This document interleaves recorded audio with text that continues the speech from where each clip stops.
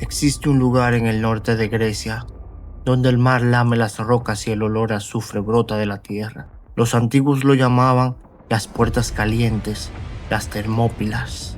Hoy es un paso tranquilo, pero si cavas medio metro, en ese suelo no encontrarás tierra, encontrarás hierro, bronce oxidado y huesos rotos.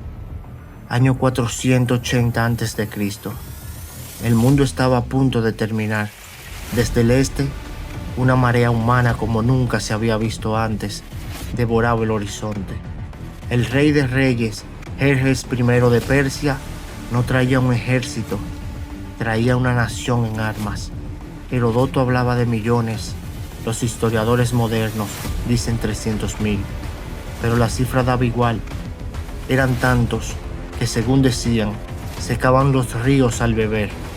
Su objetivo no era conquistar Grecia, era borrarla de la existencia, quemar sus templos, esclavizar a sus hijos y convertir la cuna de la democracia en una provincia más de su inmenso harén.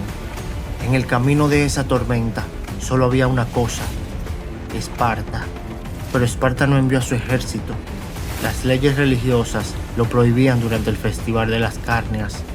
Los ancianos dijeron espera, el oráculo dijo huye. Pero un hombre, un rey de 60 años llamado Leonidas, decidió que la ley de los hombres no se aplicaba al apocalipsis. Leonidas no eligió a los mejores soldados, eligió a los padres, solo hombres que ya tuvieran hijos varones para perpetuar su linaje, porque sabía que ninguno iba a volver. 300 hombres, su guardia personal. Caminaron hacia el norte sabiendo que eran un sacrificio vivo. Junto a ellos, unos pocos miles de aliados griegos, tespios, tébanos, que pronto descubrirían el verdadero significado de la palabra espartano. Antes de que corriera la sangre, corrieron las palabras. Jerjes envió un emisario a caballo hasta el muro. El persa miró a Leonidas con lástima, no con odio. Le ofreció lo que nadie más hubiera rechazado: ríndete, y el rey te hará el sátrapa de toda Grecia. Serás rico, poderoso y vivo. Leonidas, limpiándose las uñas con una daga, ni siquiera lo miró. El emisario insistió: nuestras flechas son tantas que ocultarán el sol. Fue entonces cuando Diéneques soltó su famosa respuesta, seca como la tierra espartana: mejor, así pelearemos a la sombra. El persa, desesperado, gritó la última oferta de Jerjes: entregad las armas. Leonidas se levantó, se ajustó el casco y pronunció dos palabras que se convertirán en el lema de todos los ejércitos libres durante los siguientes 2500 años: Molon Labe, ven y tómalas. Para entender lo que pasó esos 3 días, tienes que entender la tecnología de la muerte espartana. No luchaban como individuos, luchaban como una sola bestia de bronce. La falange, su escudo, el oplón, era tan grande que cubría la mitad de tu cuerpo y la mitad del cuerpo del hombre a tu izquierda. Si tú fallabas, tu hermano moría. Imagina llevar un casco de bronce corintio bajo el sol de agosto. Solo ves una ranura del mundo. El calor es sofocante, el sudor te ciega. El olor es una mezcla de cuero rancio, aceite de oliva y miedo. Pero un espartano no siente miedo, siente presión. La presión de la fila de atrás, empujándote hacia el enemigo. No hay escape, eres un diente en un engranaje diseñado para triturar carne. Jerjes llegó a las Termópilas y se echó a reír. El paso era un cuello de botella apenas 15 metros de ancho. A un lado, una montaña inescalable. Al otro, el mar Egeo. Y en medio, un muro bajo de piedras y unos pocos griegos peinándose el cabello largo antes de la batalla. El gran rey esperó 4 días. Se irán, pensó. Cuando vean mi poder correrán. Al 5.º día, la paciencia se le acabó. Envió a los medos. La orden fue simple: traedlos vivos. Los medos corrieron gritando, disparando miles de flechas que oscurecieron el sol. Leonidas miró al cielo y sonrió bajo su casco. Mejor, dijo uno de sus hombres, Diéneques, así pelearemos a la sombra. Las flechas golpearon los escudos espartanos como lluvia sobre un tejado de chapa, inútiles. Y entonces el choque. El impacto de la falange sonó como un trueno metálico. Los medos llevaban escudo de mimbre y lanzas cortas. La primera fila espartana clavaba sus lanzas dorie en los cuellos y ojos de los persas. La segunda fila remataba a los caídos apuntando hacia abajo. Era una cuestión de física. En ese pasillo estrecho, los números de Jerjes no importaban, solo podían luchar 100 contra 100. Y en el 1 contra 1, un espartano valía por 10 inmortales. Los cuerpos comenzaron a apilarse, literalmente. Los griegos empezaron a luchar subidos sobre los cadáveres calientes de sus enemigos, usándolos como terreno elevado. Jerjes, furioso, saltó 3 veces de su trono al ver a su ejército desmoronarse. Decidió jugar una carta maestra. Envió a los inmortales, 10.000 guerreros de élite, silenciosos, con máscaras de metal. Nunca morían, porque si uno caía, otro ocupaba su lugar al instante. Pero los espartanos tenían una táctica cruel para ellos, la falsa retirada. Hay algo que las películas no te cuentan. Leonidas no estaba solo muriendo por honor, estaba comprando tiempo para algo más grande. A pocos kilómetros de allí, en el estrecho de Artemisium, la flota ateniense, liderada por Temístocles, estaba luchando contra la armada persa al mismo tiempo. Era una operación combinada. Si Leonidas caía, la flota persa podía desembarcar tropas detrás de Atenas. Si la flota de Temístocles caía, los persas podían rodear a Leonidas por la playa. Cada hora que los espartanos aguantaban en el desfiladero, le daban a la flotilla griega una oportunidad de sobrevivir a las tormentas y a los ataques. No era un suicidio, era el engranaje de un reloj sangriento que debía funcionar perfectamente para salvar a Occidente.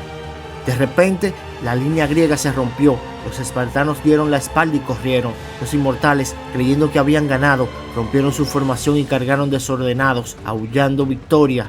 Grave error. A una señal de Leonidas, los 300 se giraron sobre sus talones en un solo movimiento perfecto. La falange se cerró de nuevo. Los inmortales se estrellaron contra una pared de lanzas que aparecieron de la nada. Fue una carnicería. El suelo se volvió lodo rojo. Cayó la noche del segundo día. Los espartanos limpiaban la sangre de sus espadas chifos.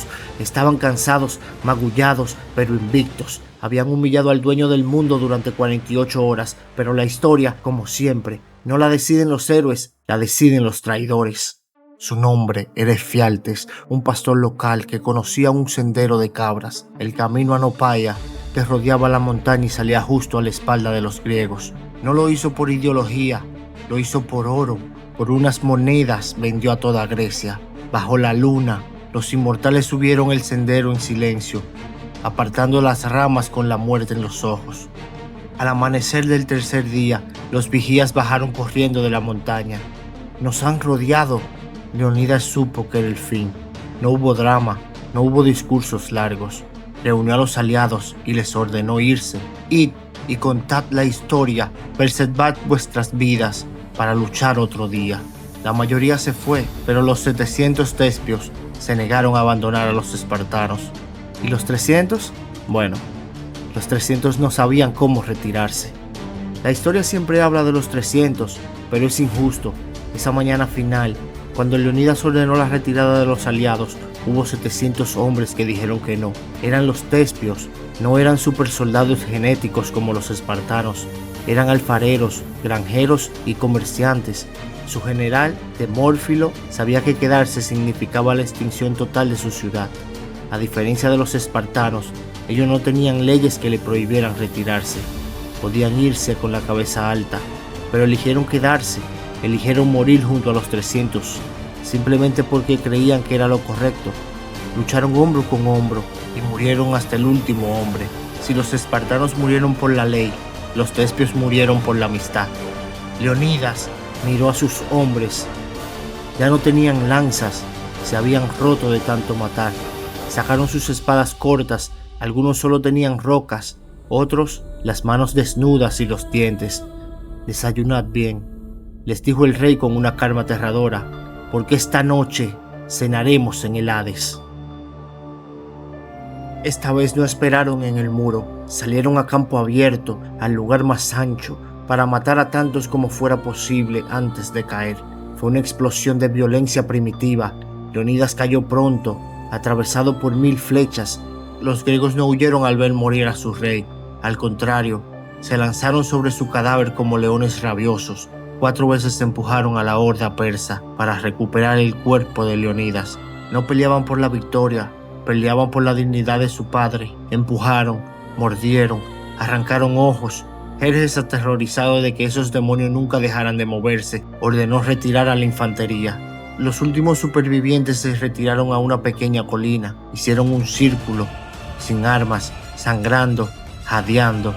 Jerjes no se atrevió a enviar a sus hombres a rematarlos cuerpo a cuerpo. Tenía demasiado miedo. Ordenó a sus arqueros que dispararan hasta que no quedara ni un centímetro de aire sin una flecha. Y así, bajo una sombra de muerte, el silencio finalmente llegó a las Termópilas. Jerjes, en un acto de rabia impotente, ordenó cortar la cabeza de Leonidas y clavar su cuerpo en una cruz, pero el daño ya estaba hecho. Esos 300 hombres habían comprado con su sangre algo que el oro persa no podía pagar: tiempo y esperanza. La noticia corrió por toda Grecia. El rey ha muerto, Esparta ha sangrado. Un año después, en Platea, un ejército griego unido de 40.000 hombres, liderado por los espartanos que no pudieron ir a las Termópilas, destrozó al ejército persa para siempre. En el lugar donde cayeron los 300, se colocó una piedra con un epitafio que había sobrevivido milenios. Caminante, ve a Esparta y dile que aquí yacemos por obedecer sus leyes. La historia está llena de batallas, pero pocas veces un sacrificio ha definido tanto el destino de Occidente. Si sientes el peso de esta historia, dale like y suscríbete a Crónicas Bélicas. Y recuerda, la libertad no es gratis, se paga con acero.